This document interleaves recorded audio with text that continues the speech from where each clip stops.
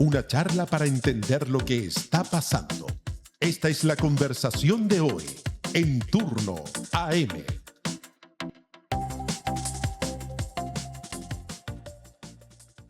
Oye, en esta mañana importante pensar lo que pasa con derechos humanos, en especial en esta administración, que nos tiene preocupados por todo lo que ha sucedido. La pregunta más profunda es sobre los límites que una democracia puede imponer a derechos fundamentales en nombre de la seguridad. Todo esto por las críticas transversales de derecha a izquierda sobre la reforma constitucional de seguridad impulsada por el gobierno de José Antonio Kast, voces del oficialismo incluidas, ¿no? Fue una cosa de loco. Con esta propuesta original que contemplaba un nuevo estado de excepción, amplias atribuciones presidenciales y restricciones que incluso alcanzaban derechos sociales. Hasta el gobierno quiere modificarla. Por eso estamos con Rodrigo Bustos, de Amnistía Internacional. Acá la pregunta es, ¿seguridad o derecho?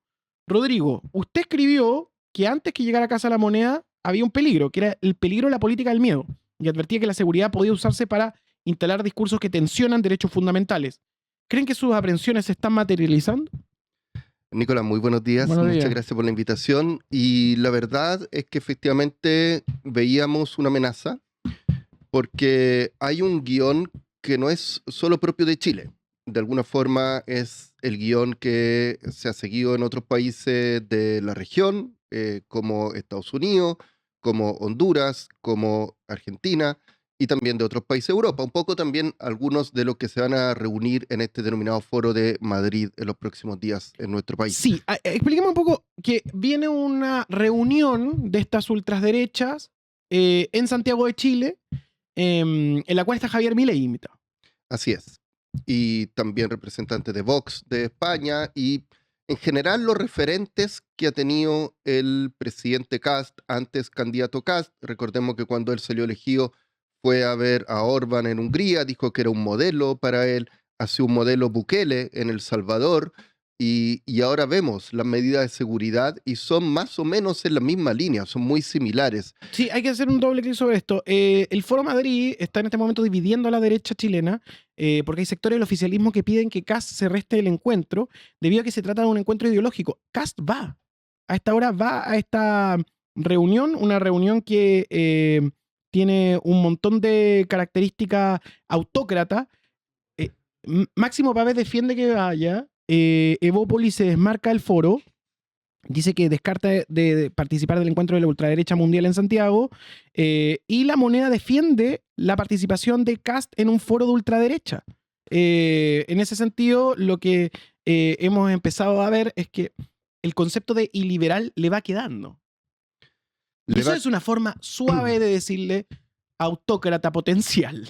En general, desde Amnistía Internacional, más que utilizar el término iliberal, que por cierto también puede ser apropiado para el tipo de medidas que está promoviendo este gobierno, hablamos de prácticas autoritarias, que no tiene que ver necesariamente con un régimen autoritario, con todos los elementos que tiene, pero sí con políticas, leyes, prácticas que están dirigidos a concentrar o conservar el poder, también a debilitar instituciones que realizan frenos o contrapesos y eventualmente afectar derechos fundamentales.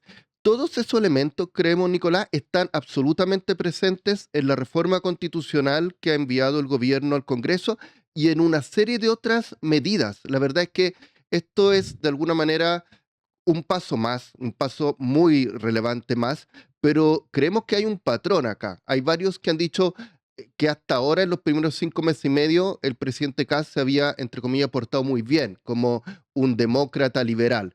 A nuestro juicio, no. Ha habido un patrón de una serie de prácticas que muestran esta intención de concentrar el poder, de debilitar instituciones que realizan controles al gobierno y también de afectar derechos humanos. En ese sentido, hay una frase del presidente que resume la filosofía de esta agenda, que es: sin seguridad no hay libertad. Desde el punto de vista de los derechos humanos, ¿qué se le puede responder? ¿Seguridad y libertad son derechos complementarios o el peligro empieza cuando uno es condición para ejercer sobre los demás? O sea, la seguridad, sin lugar a duda, es necesaria para ejercer un conjunto de derechos humanos. El derecho a la vida, la libertad personal y una serie de otros derechos, así como también los derechos humanos son relevantes para poder ejercer la seguridad. El problema es cuando gobiernos como el del presidente Kast, de Bukele, de Trump, lo plantean como una dicotomía, o es seguridad o es derechos humanos y libertades. Ese es el guión que se ha visto en otros países y que ahora plantea el presidente Kast con esta reforma constitucional que es verdaderamente una locura desde la perspectiva de un Estado de derecho democrático, liberal. ¿Por qué es una locura? ¿Qué es lo que es más loco? En primer lugar, hay una concentración del poder muy importante en el gobierno y el presidente de la República. O sea, esto de que pueda decretar un estado de excepción constitucional por 8 meses sin pasar por el Congreso y con eso además poder suspender o restringir la libertad personal, digamos, interceptar llamadas telefónicas, afectar el derecho de reunión, de asociación, es un nivel de concentración para eventualmente afectar nuestras libertades que no es propio de un Estado democrático liberal y es una práctica autoritaria. Voy a ponerme en un puesto paranoico, pero de pronto los paranoides tienen razón. Esto quiere decir que, por ejemplo, José Antonio Kast concentraría tal nivel de poder que podría nombrar a un medio de comunicación como una organización terrorista. Podría ser que eventualmente el presidente Kast del gobierno, con el mecanismo que se busca establecer, además con la participación del Consejo de Seguridad Nacional, que quizás no todas las personas que nos están viendo y escuchando saben la historia del Consejo de Seguridad Nacional, que se fueron mermando sus atribuciones desde el 90 para adelante y ahora lo reflotan para que también tenga un rol en esto de poder calificar a instituciones como terroristas o de crimen organizado. Y efectivamente, creemos que tal como ocurrió en otros países, podrían ser medios de comunicación, organizaciones de derechos humanos, movimientos de sociedad civil, organizaciones que defienden al pueblo palestino, como ocurrió en Estados Claro. Unidos. Entonces, todo eso... Es que hay una etiqueta que se usa en Estados Unidos, que es Antifa, Mm, que es para descalificar y generar esta sensación y lo plantean como una organización terrorista. Y Antifa es una cosa demasiado abierta como para plantear que es una organización terrorista. sí. Y lo que te diría, Nicolás, también es que la verdad es que las autoridades de este gobierno se ofenden cuando uno plantea que acá hay una intención iliberal o esto es una práctica autoritaria. Pero la verdad es que cuando vemos el gobierno de Venezuela, desde fines del año pasado, cuando estaba todavía Maduro, se decretaron estados de excepción que siguen hasta ahora con la presidenta actual. O sea, llevamos más o menos la cantidad de tiempo en Venezuela con estado de excepción, aproximadamente 8 meses, que es lo que se plantea en la reforma constitucional que el presidente Kast le pide al Congreso que apruebe, porque efectivamente esto puede tener cambios en el Congreso, pero esa es la visión del gobierno de Chile representado por el presidente Kast. Él puso su firma para poder tener esta concentración de atribuciones que pueden restringir tu libertad, la mía y de todas las personas de este país. ¡Wow! Impresionante. Por eso me acordaba de la gente de los mundos más progresistas dentro de la derecha, digamos, más liberales, que plantean que es una mala idea porque esto podría terminar en un gobierno de otro signo utilizado de la misma forma. O sea, a propósito de lo de Chávez. Sí, ahora, uno escucha algunos de sus planteamientos diciendo podría terminar en un gobierno de otro signo, pensando en Chávez, o qué hubiera pasado si la candidata Jara hubiera resultado electa y hubiera propuesto algo de este tipo, estaríamos frente a Cuba, Venezuela, pero no, lo hace el presidente José Antonio El Kast, fan de Víctor Orbán. pone su firma en esta propuesta de reforma constitucional y la verdad es de Amnistía Internacional, conociendo justamente los referentes del presidente Kast, que son Orbán, son Trump, son Bukele, la verdad tenemos un riesgo de que él llegue a utilizar estas atribuciones. O sea, si él tiene este nivel de concentración del poder, por supuesto que hay un riesgo para los derechos fundamentales de todas las personas de este país. Entender con Rodrigo Busto de Amnistía Internacional todo esto es bien desolador. Ahora, voy a hacer una pregunta que es polémica. Porque quiero la perspectiva de Amnistía, que quizás no es la perspectiva de mucha gente. Está este Registro Nacional de Actos Vandálicos. Y tú dijiste que era una peligrosa idea condicionar los derechos. Mucha gente cree que quien es un vándalo, que comete un crimen o un delincuente, debe tener un castigo. Esa es como la dinámica, algo que es punitiva y se puede entender, por supuesto. La pregunta es, ¿por qué es peligroso que estas personas pierdan su derecho? Permíteme ponerme en la otra perspectiva, desde el punto de vista de Amnistía Internacional. Me parece muy relevante tu pregunta porque aquí se han puesto dos líneas argumentativas frente a este tipo de medidas. Ojo que el gobierno está empeñado en esto. Lo intentó hacer en el proyecto Escuela Protegida, ese de revisión de mochila. Ahí planteó que eventualmente los infractores iban a perder el beneficio de gratuidad. El Tribunal Constitucional le dijo que eso estaba en contra del texto constitucional. Por eso se supone que ahora quieren reformar la Constitución para establecer como sanción adicional a personas condenadas por determinados delitos que después de la condena tengan 15 años en que se puedan restringir o suspender sus beneficios en materia de salud, educación, seguridad social y empleo. Eso es una suerte de muerte cívica para algunas personas. Y algunos han planteado, bueno, eso no puede ser, porque ¿cómo vamos a tener a personas en la cárcel o después que salga de la cárcel sin poder, por ejemplo, tener una vacuna? Eso nos va a afectar a todos y a todas como política de salud pública. Pero nosotros tenemos que también dar otro argumento. Es inhumano dejar a las personas, más allá de la condena que ya cumplen, la condena penal, quitarle otros derechos humanos y establecerlo además en la Constitución. La única norma que teníamos en la Constitución que hacía esto era el antiguo artículo 8º, que fue derogado en 1989. ¿Qué era? Establecía una pena y que se declararía inconstitucional a los movimientos o grupos que atentaran contra la familia o impulsaran la lucha de clase. Espérate, eso es el equivalente. Eso se derogó el año 89 y ahora se buscan establecer penas en la Constitución el 2026 con el presidente Kast. La verdad es que hay varias cosas que recuerdan la época de la dictadura, no es simplemente un eslogan. Ya, y voy a volver a ponerme en la posición del abogado del diablo, pero no porque te quiera provocar, no quiero flamear, quiero que la gente entienda. Ya, pero yo siento que los delincuentes pueden decir, algunos de nuestros netvidentes, los delincuentes no reciben la pena que merecen. Eso es lo que se plantea. Entonces, si hay doble condena, van a tener más miedo. Eso es lo que genera esa respuesta. ¿Por qué eso no es eficiente? ¿Por qué no es eficaz? En ninguna parte del mundo hay evidencia de que simplemente subir la pena o, por ejemplo, la existencia de la pena de muerte sean disuasivas para cometer crímenes violentos.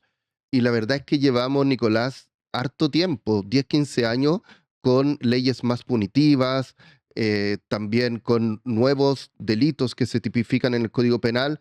¿Y qué ha ocurrido? En los últimos 4 años hemos subido la población penal de 40.000 a 65.000 personas.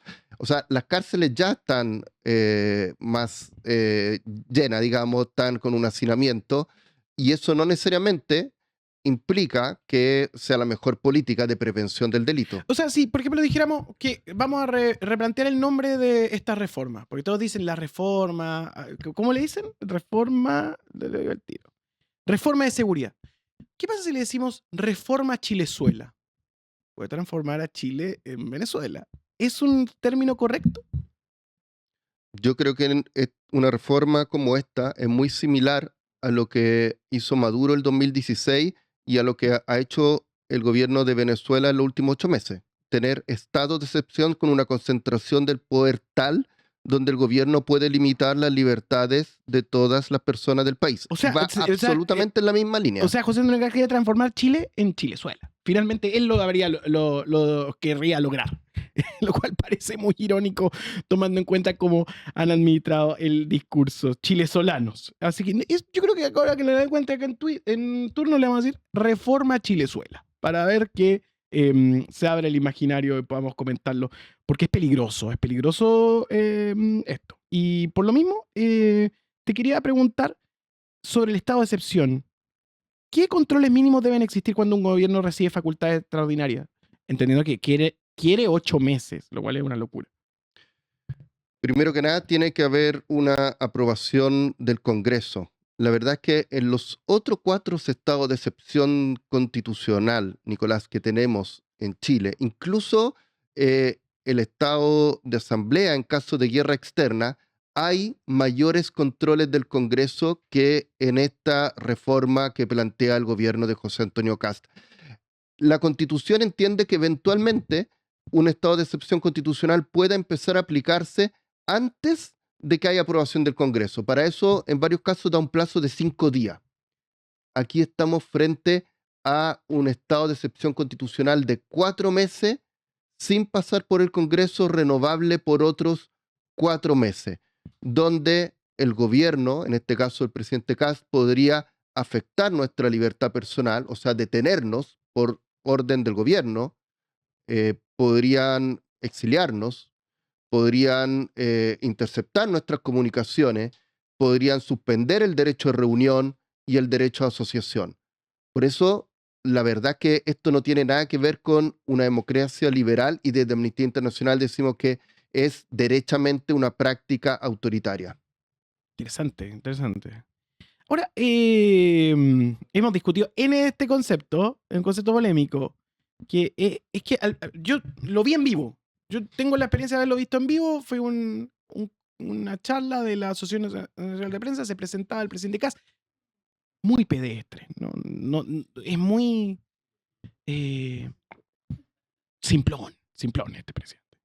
Y dentro de lo que planteaba estaba que él no era iliberal. Le había ofendido las editoriales de Mercurio que decían que él era iliberal. Decía, para nada, dijo en una entrevista, para nada, si fuera iliberal no estaría aquí, los iliberales no van a los medios. Eso es una mentira. El presidente miente. Porque Víctor Orbán iba a los medios. Así es. Bukele va a los medios. Así es. ¿Cachai? No mientan. No sea tan descarado. En ese sentido, el problema es el siguiente. El problema del liberalismo consiste precisamente que el deterioro puede producirse de adentro de las instituciones. Eso es el concepto, ¿no? Estamos frente a una práctica que busca concentrar el poder efectivamente en el gobierno del presidente Kast y donde la cuestión no es si él va a los medios y da entrevistas. El tema es que quieren debilitar además instituciones que implican algún tipo de freno o contrapeso al gobierno. Y esto no solo con la reforma de seguridad. Han señalado que quieren cerrar el INDH o debilitar sus atribuciones. La reforma de seguridad inicialmente planteaba, y lo han dicho también algunos de sus autores, que esta reforma busca de alguna manera soslayar o pasar por alto el control del Tribunal Constitucional, porque le ha ido re mal en el TC, Sí. en varias semanas, han perdido muchas votaciones, entonces quieren dejar algo en la Constitución para que no quede bajo el control y fiscalización del TC. Han también cuestionado a la Contraloría cuando la Contralora dictó un dictamen que reprochaba alguna conducta a la exministra de Seguridad Steiner. Y ayer se tiraron contra el Poder Judicial porque dictó algunas resoluciones respecto del traslado de la Operación Cancerbero. O sea, estamos hablando de INDH, Contraloría, Tribunal Constitucional y Poder Judicial. O sea, 4 instituciones autónomas que realizan control a los poderes políticos donde el gobierno está teniendo problemas y está molestándole el freno y contrapeso y quiere hacer leyes o prácticas que vayan en contra de esas instituciones. En ese sentido, este domingo es el Día Internacional de las Víctimas de Desaparición Forzada. Algo básico para las generaciones que nacieron décadas después de la dictadura es entender ¿qué es jurídicamente una desaparición forzada? Una desaparición forzada es un acto realizado por agentes del Estado o por otras personas con la tolerancia de agentes del Estado, donde una persona es secuestrada y donde los autores de alguna forma la dejan al margen de la protección de la ley. Eso ocurrió en nuestro país de manera sistemática y generalizada durante la época de la dictadura, cuando se cometieron crímenes de lesa humanidad en nuestro país.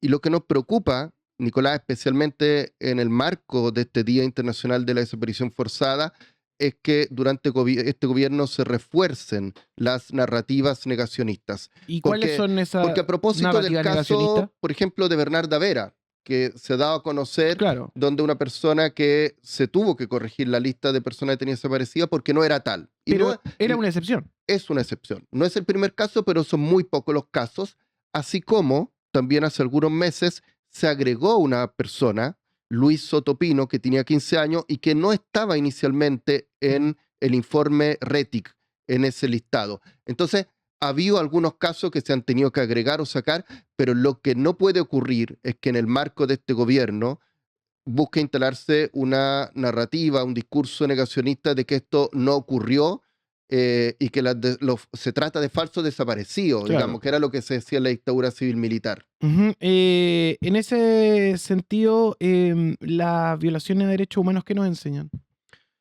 Nos enseñan que como país tenemos que identificarlas, reconocerlas, condenarlas transversalmente y adoptar medidas para que nunca más vuelvan a ocurrir. Y hoy estamos en condiciones de decir de que están retrocediendo en derechos humanos los chilenos. Hoy día podemos decir que si vemos la historia de nuestro país en los últimos 53 años, claramente habíamos dado pasos importantes las primeras décadas después del golpe de Estado. Recordemos la conmemoración de los 40 años cuando el expresidente Piñera habló de cómplices pasivos y cerró el penal Cordillera, pero la conmemoración de los 50 años del golpe y los últimos años nos muestran lamentablemente que hay una parte de este país que busca negar o justificar las peores atrocidades que ocurrieron en nuestra historia. Rodrigo Bustos, de Amnistía Internacional, esta mañana con nosotros. Muchas gracias por venir. Muchísimas gracias a ustedes por la invitación. Este bloque fue presentado por Amnistía Internacional.